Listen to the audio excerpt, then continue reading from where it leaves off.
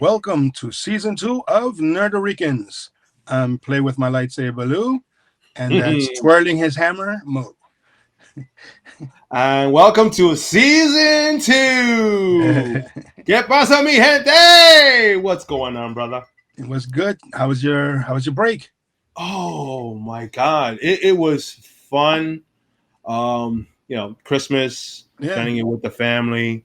New Year's, watching everybody get drunk out of their mind after 1 a.m. after midnight. I'm like, yeah, okay, Well, I that's can't the way drink. to go. I can't But I drink think and the drive. highlight, but the highlight of it all was throwing my mother's 80th birthday, surprising her. On was she surprised? She didn't even Really? see it coming, bro. It Okay. was very good, my man. All sorts of fun and enjoyment during that time, but also checking out what's been going on in the outside world, bro. And Watching. I'm like, what? So, yeah, I'll start this off, bro. I'm just gonna say one thing: Skeleton Crew. Yes, Skeleton Crew. I don't want to get into that because I'm afraid that it's going to be another crappy show. I've been watching it, right? And And I have to give them credit. This one, I think, is a nice little fun little story that they put together. But they had an element like a feel of like the Goonies. If you remember seeing the Goonies, mhm. that sort of element in there. So it makes it fun. It brings in the kid element. So a lot of kids will probably be jumping on to watch it because the kid characters were excellent. Jude Law, thumbs up so far. He, I'm like, thumbs up. The story hasn't like strayed away. They really pretty much have kept it where there's still an air of mystery, but what it is. And I know it's gonna carry on to a second season. I got a funny feeling this one, I think after the acolytes, oh, this I think is gonna be a winner. At least give some saving grace to Disney. Even though, they still have a real rough road ahead of them, especially with the whole Gina Carano thing I, going on. I think Disney did this to tap into the kids market. Oh I yeah, really feel. Yeah, yeah, yeah, I yeah. really feel that.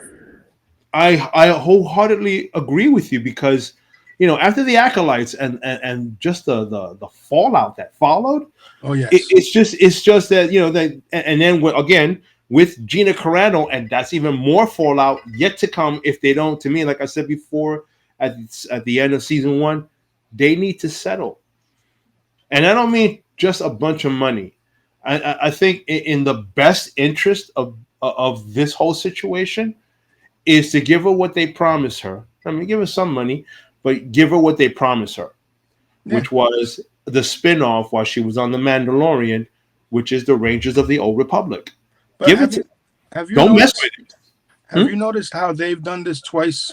They did it with the Black Widow chick, where they got rid of her. They fired her. She won the case, and now they're doing it with Gina Carrero. Well, slight correction. She didn't quit. She was threatening to, and then she was suing them because it is true that during the time of the pandemic, certain movies were both online and in theaters. Yeah. So Scarlett, as an actress, her contract gave her whatever royalties or whatever from what she's getting from the movies taken from box office sales. But they were excluding the sales of the online service, which is the Disney platform, because that one is reoccurring. It's not one ticket paid. That's it. It's reoccurring. So that's being promoted on that platform, and she's not Hmm. seeing anything of it, which, quite frankly, not fair because that is intellectual property in a sense because her face is there. That's the movie. It's her face. It's her character. Right. Whether it's Disney or whatever, they still have to give that actress or actor something out of it because without them, without that person, no movie. It's like taking Jack Nicholson out of the original Batman film. What? Got no Joker. Yeah. What movie is it? Batman. Batman with and what? Batman and who? Yeah. Yeah. So No. Yeah. again, that in that light and that thought, yes, they had to give her something. Eventually, they saw the error of their ways, settled, gave her what she was entitled to, and she's still on board. Whether or not she makes a return, because you still have Secret Wars coming out, and there's a lot of rumor. I mean, two have been confirmed. We already know Robert Downey Jr. is returning as excuse me, as Doom, but also another confirmation that, of course, Chris Evans is returning. Yeah, Now, is it as Nomad or is it as Captain America? That's still yet to remain. actually, they were saying he might be Hydra. Oh, Yeah, he might but be the Captain that's America Nomad. version of Hydra. Yeah, So that again, it is leaving. So, I mean, I got to hand it tomorrow, because we as comic book readers, we've seen the stories, we already know. But for the average audience who loves it but doesn't know, I got to tell you guys, you're in for a freaking treat, a treat, because you know you're not only gonna see the actor that you love play one character, but you're gonna see him play the opposite end. And some actors say the fun part of acting is the characters that you get, and some of them love playing the bad guy, some of them love playing the good guy, and then they love playing the opposites of them, you and you that offers a more challenge to make that character believable, so that people can go, yeah, I understand where he's coming from, or no, I hate this guy, yo, end him already.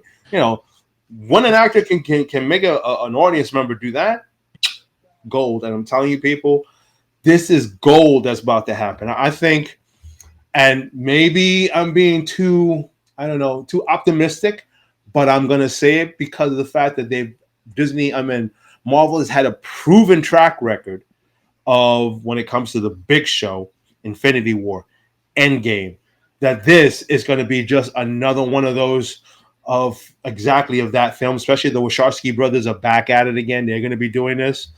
So like my hairs are starting to stand up just thinking about what they're going to put together and how they're going to make this. Oh my God, this extravaganza! I will not be surprised if it not only tops both Infinity War and Endgame in both viewership, but in profits alone. you brought up something interesting. As a reader of comics, we know the stories. Oh yeah.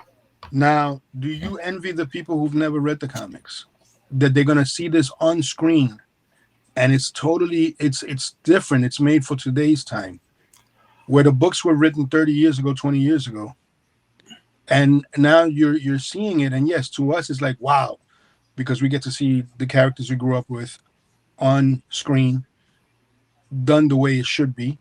It's not Mm-hmm. that cheesy Spider-Man show we had centuries ago. You know what I'm Yeah. saying?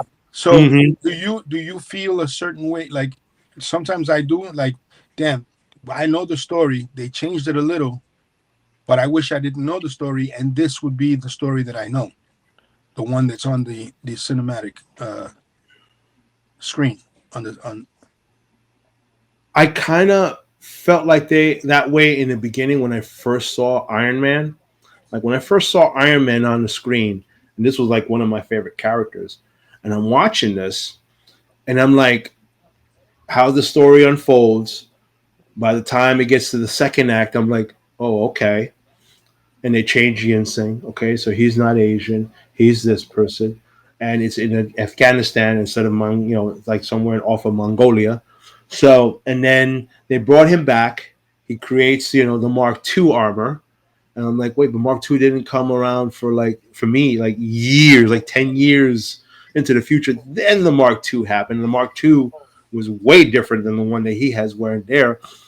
And then at the very end, when he says, I am Iron Man, I'm like, wait, what? Wait, that's 20 years you just compiled Yeah, into 2 hours. 2 hours. And I was like, eh. But the more I saw Robert Downey Jr.'s Iron Man unfold in other films, not just himself, between Iron Man 2 and 3, um, Captain America, Civil War, and of course, Infinity War and Endgame, I'm like, I'm not anymore, because I'm slightly a little envious in a way, because when I see a person's reaction that's never read comics but watched this movie and just like, and I'm like, now you know how I felt when I first read it, Yeah. and I'll keep reading it 100 times. And then when I see it up on screen, I learn to then disassociate myself from my comic book self in a way, because it's true. The director has to take this and create it and pretty much give you 2 hours of entertainment, but 2 hours of story and information that, one, you'll cram in, two, pray to God, you'll enjoy.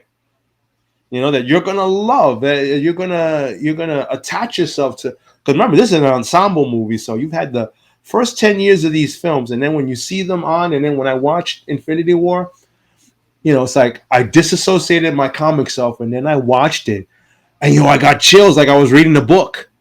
Chills like the when Thor got Stormbreaker, and then boom, he appears, and it's like, bam, superhero moment. Here comes the Bifrost. It opens up, and it's him and the three, and give me Thanos, and that whole scene when he jumps up in the air, he's lit up, and boom, everybody is laid out in that one shot, and people are going crazy in the theater, and I'm like, yeah, this is how good it feels to be a comic nerd.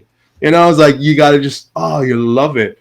And then I learned to, okay, I learned to understand that I know the story, I understand the characters, and now I'm just like looking at the interpretation and going, okay, you're pretty much going with the source material. You're not going way off. I love the improvisation involved, because there's a lot of things that in the comic books are explained one way, but to the average person like us, who've never read the comic, people who don't read the comic books don't know, and they sit there and they see it for the first time.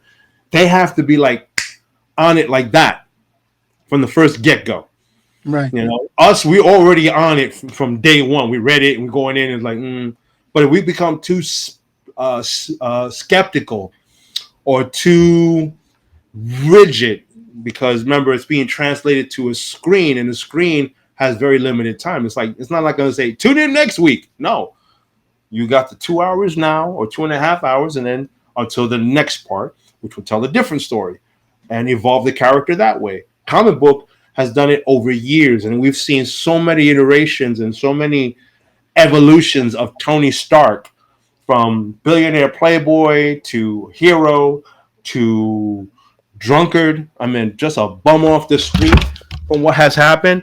And then from that point, to see him become the hero again, and I mean, in the movies, see him be the hero again, and then see his, heroic end, and still, it's like I can watch Endgame, no matter how many times I watch Endgame. That whole end scene, I will, no matter what, get choked up. Now, there's two choked up scenes, or more than one. Excuse me. Will always be Widow's death. That's in Infinity War. Then came Spider-Man's passing. Oh my God. I was like, I could hear the first time watching it, how many people in the state was going, no, no, no, no, no. And literally, like, my eyes start to well up, my heart chests up, and I'm looking around, and people are like, others are like already tearing up like crazy. Because that's the thing with Spider-Man. He the way they wrote him is as if he was an everyday, like us, watching a movie. He's watching these big time superheroes, and he's reacting like, wow, this, how we would react. Yeah, I love that. Exactly. And like I said, if the story is so engaging that it hits you like this, it's gold. There's so much of it that I can't begin to tell you over 10 years how many moments that Marvel has done on the cinematic movies of these characters. And I'm so looking forward to what's coming up, with Captain America, New World Order. My saddest moment in a Marvel movie, before we go into commercial right now, is the part where the movie with Spider-Man is a Spider-Man movie where he tells Doctor Strange, make everybody forget about me.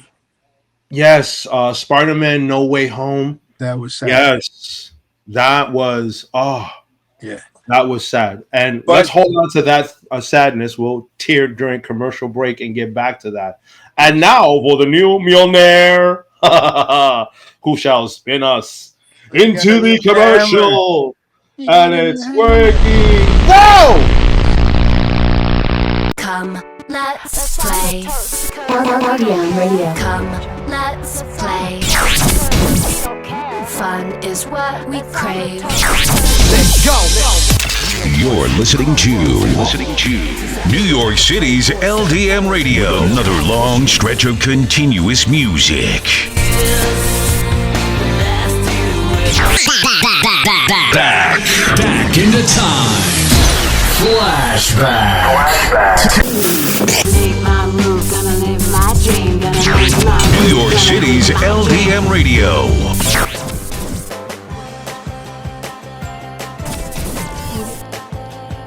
The best radio station in the world is right here, right now.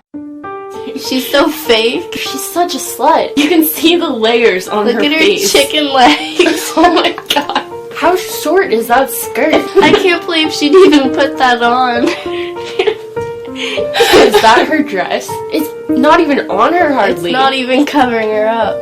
It's actually disgusting. Oh my god. How can she do her hair like that? I don't even know how this girl has friends. I saw her talking to Holden the other day. Who does she think she is? I bet she slept with the whole football team. She's not even pretty. She's gained so much weight. She looks like a cow.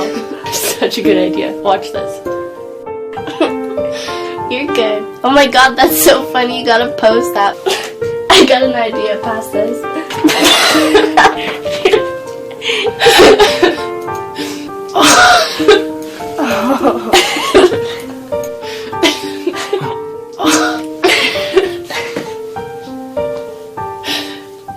Oh my god.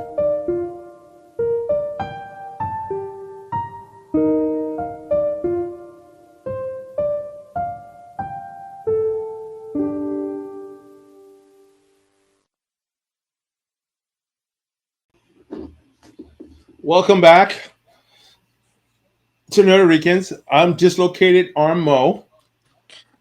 I'm still playing with lightsaber Lou. Okay. I will not do that again. I will not let the hammer lead ever. Thank you. So you were saying about how sad you were before? Yeah, the whole Spider-Man, the last movie where he basically wished that nobody knew his identity. Yeah. What if everyone forgot who I was? That part, it got me because here's a character who is not only Spider-Man, but his real, Peter loves is friendly. He's very, very out there, and now he has to isolate himself from everybody, even the future love of his life. He has to basically start over again, and that was sad because it was. Imagine putting yourself in that position where I don't want nobody to recognize me anymore. I don't want no recognition for anything I've done in the past. I don't want any of that. And I've done so much for this world that now I have to delete it from people's minds. Yeah. Yeah, it is. It's one of those, how would I say, those strange catch-22 being a superhero is. Like, when you look at the characters who have to conceal themselves because they're trying to protect the people they love. Spider-Man has the best of it because it's believable because he's wearing a mask over his face. And I'll coin this one particular issue of not Secret Wars. What do you call it? Counter. I'm trying to remember it now.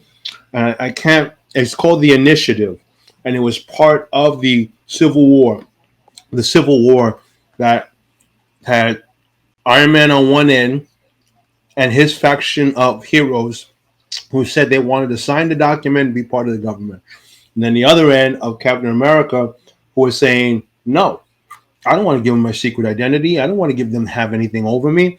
And if I need to go somewhere because there is something evil happening, I want to be there. So you have those two dualities that hinders the hero. So here comes Iron Man. Tony convinces Peter Parker, who he had figured out is Spider-Man a long time ago, to join his cause, to be part of the initiative. Whose cause would you have joined? I saw both parts. I look at it and I go more because when it comes to a government dealings, and they showed it even in the comics, is like sometimes they're corrupt, sometimes they're self-serving.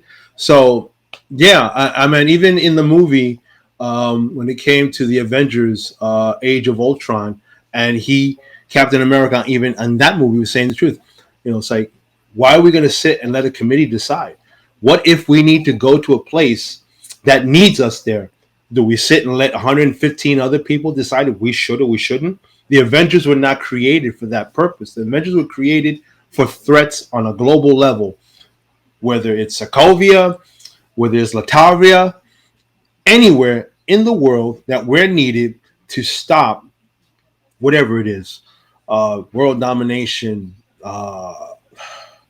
human trafficking, you name it. That's what we're there for. So why? I mean, I understand what happened with Sokovia, but that still doesn't change the fact the world is a dangerous place. And here comes Spider-Man. He's convinced of that, and he knows that his sacrifice of his identity is going to change the landscape of everything. And I'll still remember that slide where he presents Spider-Man. Spider-Man has his speech where he's introducing himself, and then he takes off the mask. He says, "Hi, I'm Peter Parker." The funniest, the next slide was the funniest two slides I think I've ever seen in comic books, where J. Jonah stays and the cigar is just literally hanging off his mouth. And then the next one, he leaned back and lost, fell over his chair, and you just see the feet hanging out. Like, all these years I've been paying this kid to give me photos of him, and it was you? Yeah. All the times all the times he called him a menace. All the times he was like saying Spider-Man is coming up with stories that are just out of his brain and no fact or anything. And he's standing right there. That's your dude. That's the guy you're talking about. He's right there. It's like, it's just bittersweet comedy at its best when it comes to storytelling. Other than I can't play it off because the whole glasses thing. Even though Henry Cavill kind of proved it right, because on the show, I forgot which one it is. It's a British talk show. He proved the idea of the glasses right, because when Batman v Superman came out, remember how they had the banner on 42nd Street? Yeah. So he actually went out, stood right underneath the banner, right in Times Square, plain as day, with the Superman emblem, T-shirt, open, and a coat. Yeah, I remember that. Two people approached him. One asking for directions to where Times Square is and the Grand Central Station. The other one was in a diner or whatever. When they get something to eat, the lady was saying, "Can you stop taking pictures?" That's it. Yeah. Nobody recognized him. Other than Superman, my next character is Spider-Man. Oh yeah. Those two are my two favorite. Yeah. Yeah, I mean, Batman manages to play it off, with the mask and how many. I mean, one time, what was it? Somebody, I think it was in an animated feature. Somebody wanted to pull the mask off, and the mask had like an ejection of gas that knocked out the person. Another one had electricity. Another version had electricity. Exactly. So he was again. He's like I like to call the man with foresight. He's always 10 steps ahead of his villain in a lot of ways when it comes to protecting his identity, or in a combat situation in which he needs to outsmart his foe. So And speaking of Superman, what did you think about the trailer? I have mixed feelings because again, you're bringing in a very, very, very famous and very important character in the world of comics. Before we get into it, did you see the same exact trailer, the Lego version? No, I haven't seen the Lego version. I heard it's hilarious. I see it. It's I the haven't seen it yet. same exact thing. Yo, Wow. same. Yo, they did a hell of a job. Same exact. They did scene for scene.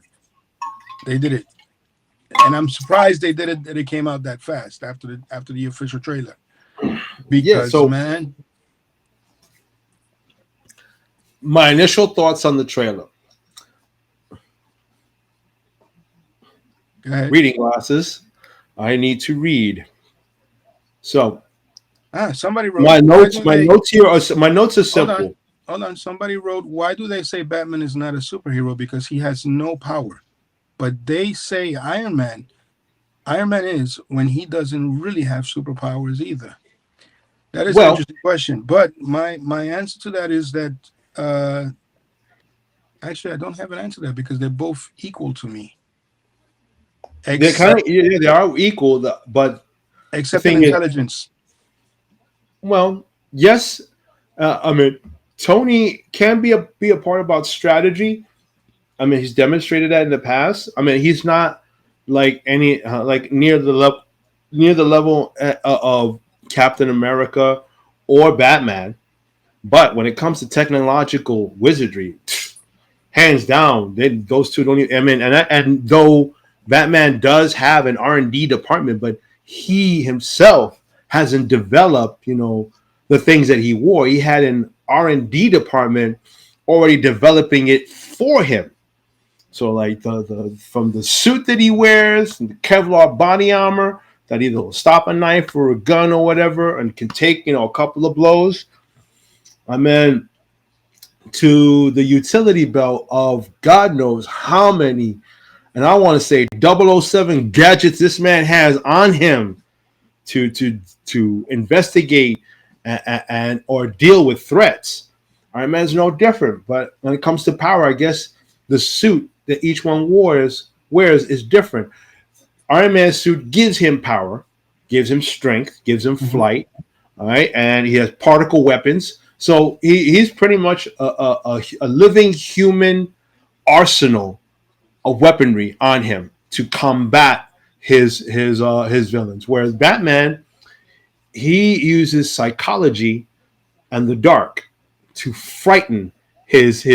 Because remember, he said, "I'm going to use the bats to frighten my opponents, to scare them into not committing crime." Like in the movie The Batman, they say when the sign comes up on the wall, it's not just a message of, it's a warning that I'm coming.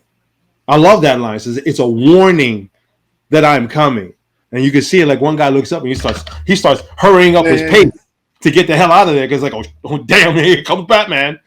So in that respect, superpower, I mean, I would have to lean a little bit towards Tony, because he made a suit of armor to give him the kind of power one with embedded already abilities has.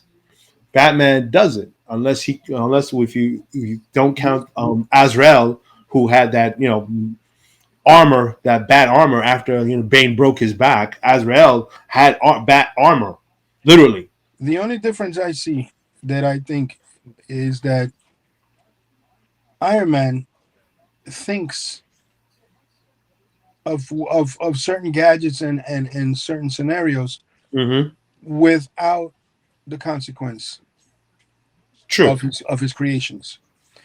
Like what how can this be used? Yeah, I'm going to plan on using it this way, but now other people can use it for something worse. Prime example in the movies when he created Vision. Oh yeah. Like Vision, not even Vision, when he created Ultron. Ultron. He didn't think about. But in the movies was that, but in the comic books it wasn't. No, it was different. I slightly remember that a little bit. But whereas when I think about what you just said with Tony Stark, I remember an issue of Iron Man in which Thor had already Odin had passed. Thor received the Odin power, and he decided to give a piece of which I'm gonna call it, a piece of the Uru metal that he imbued with the Odin force in it to then use that as a new power source to light up a city. But as usual, Stark kind of came up with some other ideas for that power source, and he actually created armor that looked like the Destroyer. And I'm like, oh damn! And then they had to clash, and it was looking pretty rough. But eventually, of course, Thor, beat him out. But he kind of felt betrayed that he actually took this and turned it into a weapon. But he said, against you, I had to be prepared if I needed to use it as a weapon against you. So there's that, that thought of what Tony does. Yeah, I understand it. Sometimes the repercussions, escapes. Yep. The good, yes, but sometimes the consequences, not so much. It's like the consequences fall under, and then the pluses fall above. But those pluses, no matter how good, still come up to equal the consequences that follow. So you really, it's like a crapshoot. You either get sixes or you're gonna get fours. Back to the Superman trailer. Mm-hmm. So my thoughts. Yes, I watched it. The opening had me whoa with him crash landing like that, bleeding out of his mouth. But then it followed with a sense of utter blissfully joy when it introduced Crypto. And then the door, and then you see this bundle of snow coming. It's like, is that who I think it is? And then comes this adorable CGI dog, Crypto. I'm like, it's not the regular Crypto. It's mm-hmm. Yeah. It's smaller, but still adorable. And he's like home. Take me home. He shows his cape. He grabs it and you see just trotting away quickly, of course, to take him back to the fortress. But I'm like, what the hell sent you crash landing like that? And from what I read so far, it's the Ultraman. It's not the Ultraman from the from Earth 2. It's actually genetically engineered from some sort of piece of Superman that was lying around from some battle where he might have bled, and somebody collected that, managed to get into the DNA, and then they cloned themselves their own version of a Superman. Because I don't know if you noticed when they showed a direct down shot of Superman laying on that pile of snow, it's like there's a big footstep. Mm-hmm. I don't know if you noticed that. It's like could have been. I mean, I don't know. Well, I'm just saying. Okay, so rolls forward. They show Green Lantern. Guy Gardner. Yes. That haircut is killing me, bro. Yes. That haircut is killing me. Because, like I said, we read Guy Gardner, what he looks like. And I'm like saying, damn, he looks like a douche with the haircut. Yeah. And he already is one. So, excuse me. So, seeing that, wait, got a question. Somebody wrote, do you think they will speak more of where he came from? I'm gonna say no. There may be flashback. Maybe like I would say maybe a 2-minute flashback if that was become necessary if they want to give origins. But I don't think they want. I don't think if I remember correctly, he wasn't going to do an origin story.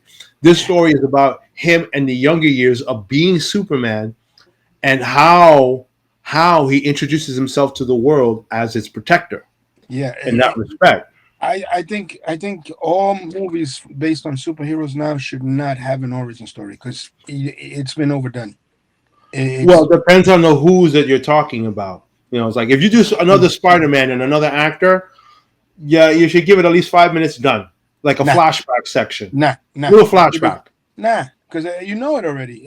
You're just changing the actor. You already know Spider-Man. You know what I'm saying? So no, I don't agree with that. Like for example, Blue Beetle. Okay, nobody knows nothing about him, so he should have an origin story. Yes, you know what I'm saying. He's a fairly new character created in the last 10 years. Shazam. Shazam was based in the 60s also. Yeah, but he had an origin story, but they didn't go back and forth with it. So as the second movie on, it continues from there. Yes. So yeah, they did a good job with that. Mm-hmm. But like for example, Batman, they kept doing the retelling of the Superman. They did too, except for the second Cavill movie where I like that origin where he's. I mean, he literally was like his planet. Like that was dope. Mm-hmm. It was That, nicely done. that was awesome. Yes.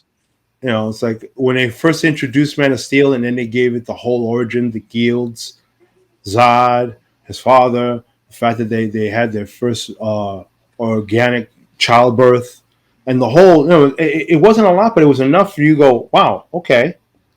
Somebody And wrote. Somebody wrote. But would it be good to have a backstory of his parents and maybe of him as a child in his world?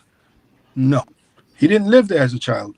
no, he was sent away as a child to As, the planet from Krypton. He was there as a baby, as so an he doesn't infant. really know about his heritage in Yeah. any sense of the word.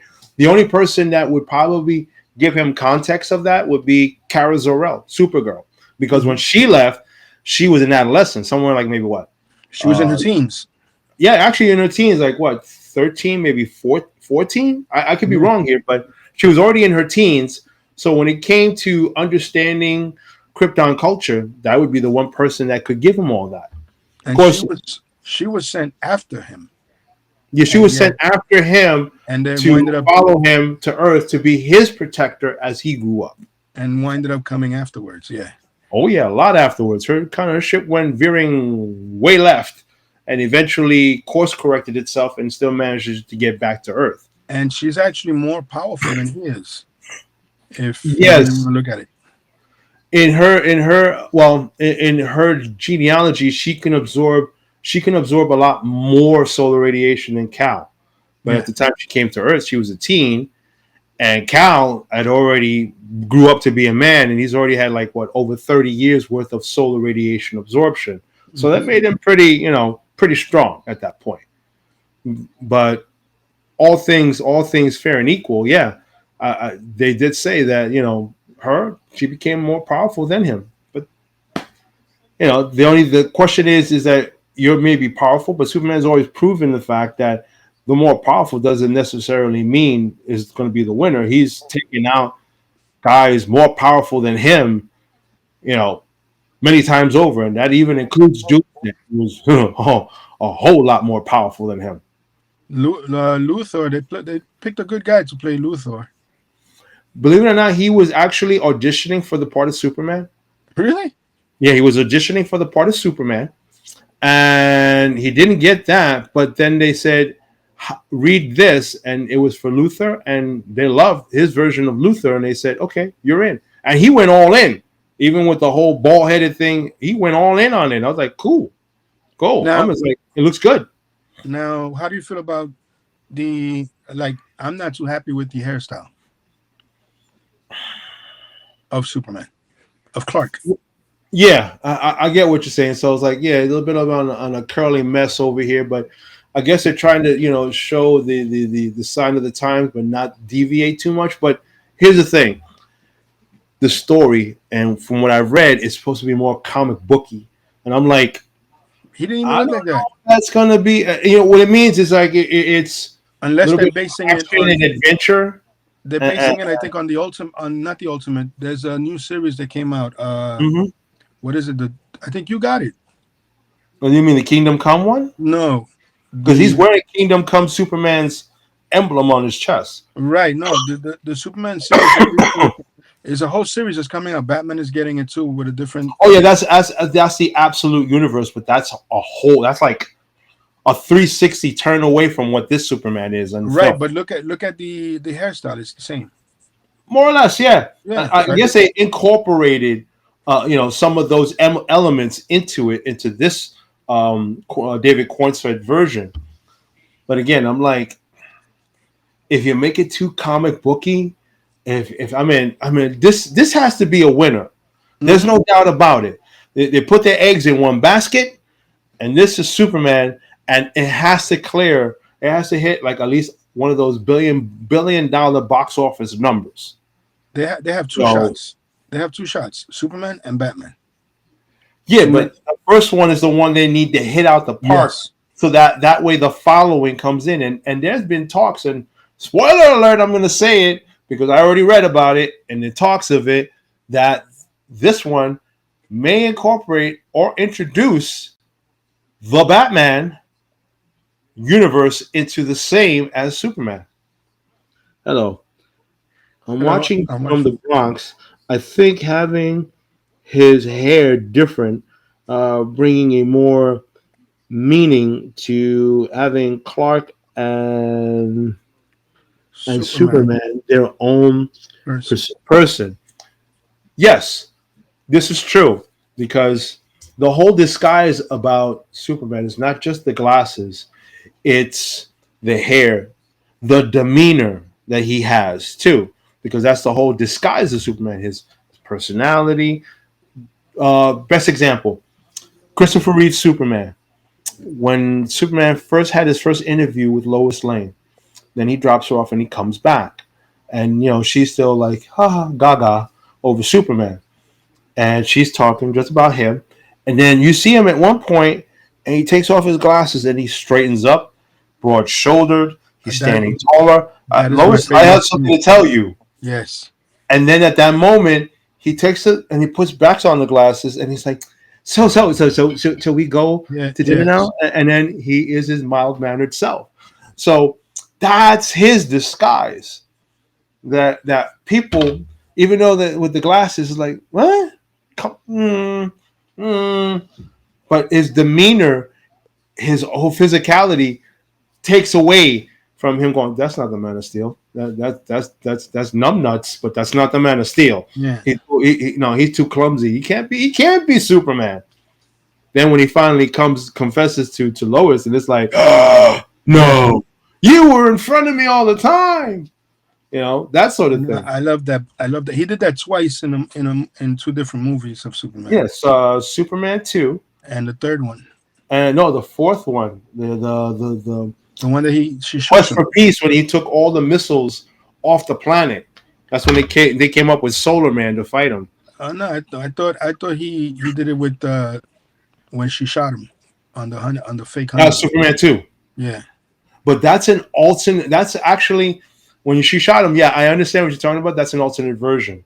That's an alternate version of the movie that's actually supposed to be on the cutting room floor. That never happened.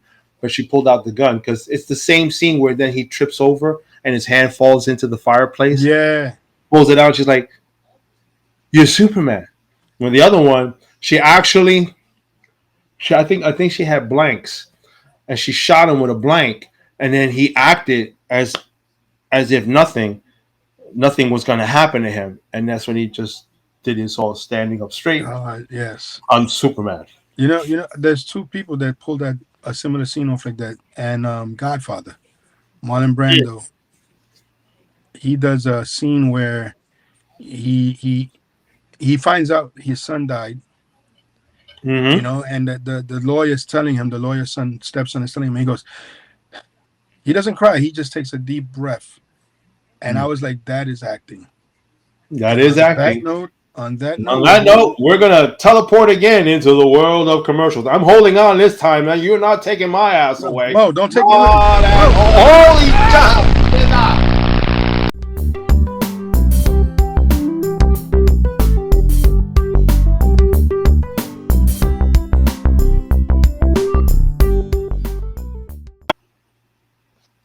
And we're back. And my neck is stiff and hurting from that blow, from that toss. Oh my God. I definitely need some practice. But no, don't no, let me not do that. Put that right back down. So that being said, as where we left off, we were talking, the viewer from the Bronx came up to us and asked us about, Superman's family. Why are they hinting on more of the family? Which it does make a good point. Because you want to understand the roots of a hero. Yeah. And no better way. Wasn't there a storyline where the reason why Superman came to our world is because there was a scout from his world that found our world? Well, there are two stories. Right. You're right about the first one, because in Man of Steel, they talked about in the Age of Wonder that they said they sent out tons of ships across the universe to find new places to expand Krypton. And the ship that they found on Earth was dated back like The ice over it dates back 10,000 years ago. So that is one. And they showed in the scene where Cavill Superman is walking through the ship. There's one chamber or suspended animation chamber that was open and empty, and another one that was closed, but the body decomposed, which kind of left like a big question mark. Who came out of that pod? Yeah. That's still a mystery, but a nice, good plot twist. The second one was in Smallville when he was explaining how Kal-El fell to Earth. It was because of Jor-El. Jor-El was already in the process before sending his son away, looking for places to send his child to Earth, and he went as far as not only calculated his trajectory, but actually targeted the Kent farm, because somehow he managed to, with whatever technology, get to Earth, look around its surroundings, see Martha and Jonathan Kent, and just selectively said, "This is the family that will raise my son." It's almost like it was almost like it was predestined. Yep, predestined, because he knew being on that planet, his molecular structure of who he is from Krypton will change being here on Earth. So yeah, he's going to be different, but he's not going to have to worry about being hurt because of his difference. But these two people will be best suited to help him, guide him, and educate him in being the man that he is later on. Yeah. So yeah, those two stories are definitely there. And again, I mean, an origin story should not just include where you came from, but the whole society behind it. And Man of Steel, I think they did a great job of it, and showing off the guilds, the different glyphs and stuff, of who and what, and then the whole idea of the coup that Zod committed, to the point where he wanted to stop the ship, and he almost came this close to getting away with it, but the ship got away, took away the codex, the thing that makes Krypton Krypton. So you add those elements in there, that's for great storytelling in itself, man. And I love that, but I can't wait to. I want to see Superman, this one coming up, because I just want to see what kind of story he tells from the comic book that we all once knew. So, that being said, I can't wait. I can't, because I want to see Guy Gardner's haircut. I want to see Hawk Girl. I mean, it's more of an ensemble movie than it is a Superman film. So I'm like, I don't know, but from the trailer, I mean, again, if the ensemble is supporting, I mean, how much are they supporting, and how much of it, does this movie include them, or does this movie make them a part of the story, but not taking over the story? Or is it it's supposed to be how Superman figures out, in a way, in learning about being a hero. His youth is about being a hero. That's why he moved to Metropolis. So now to be a hero, and the things that he has to learn, and the things he has to question himself, morally speaking, of being a hero. I would be so upset if the scenes they showed us with the Green Lanterns and everything are flashbacks. I would be so upset. You never know with James Gunn. I mean, granted, he did great with the Guardians of the Galaxy, but this is Superman. And like Josh Whedon already learned, when you have a different director jumping in and changing the landscape, it's touch and go. It's a touch and go. It's like some people are like, oh shit, oh God. But in the end, I know. That's the first one. But in the end, it's a matter of, does the story tell me something different about him? Or is it just the same old la la la la la la? So I'm going to take a look at these characters and see how that works. Again, love the dog. Love the dog. Love the dog. It surprised me, the dog. It wasn't the dog that I was expecting. But here's the thing. And I think they did that to tap into, again, the kids. Yeah. Superman and Lois finalized their last season. So there's a scene in there in which, unfortunately, Clark winds up alone. And he's looking at the later years of his life. And then he got himself a dog. But it wasn't a super dog. He didn't create the super dog. But he also named the golden retriever Crypto. You know, it's like, and he always said, it's like, I live on a farm and I never had a dog. How could I have never had a dog? And it's like, we spend days walking with each other. We spend some days napping. So it was really sweet how they touched off on that with Crypto the dog. But in the comic books, Crypto was, you know, eventually kind of like his sidekick in a way that comes out of nowhere to help him when he needs the help.